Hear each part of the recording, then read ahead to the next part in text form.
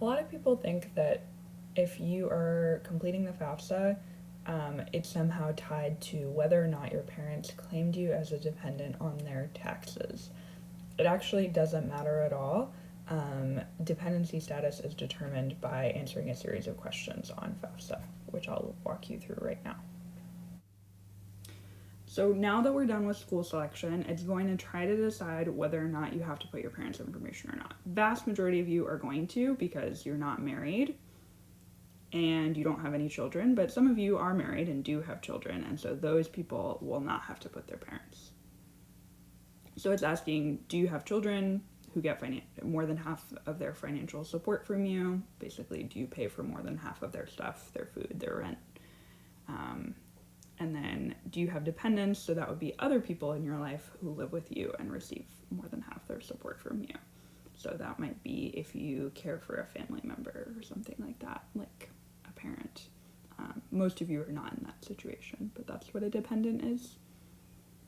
Now it's going to ask if you are in the armed forces, if you're a veteran, if both of your parents are deceased, if you're in foster care or a ward of the court, if you're an emancipated minor legally, or if someone other than your parent or step-parent has legal guardianship of you.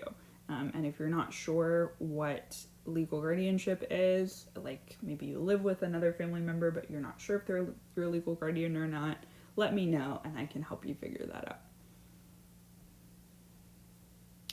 So for the question that's asking if you're homeless or at risk of being homeless, it's actually a pretty broad definition. So that means if you are, sleeping outside or living in a shelter or somewhere like that, but it also means if you're living with like a friend's family or something because you don't have anywhere else to go. And if you are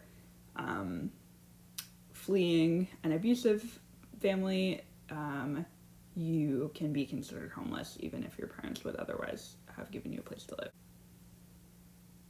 So based on what I put, I have to provide information about my parents, and most of you will be in this situation. If it says that you are independent, then you do not have to provide your parents' information and should not do that.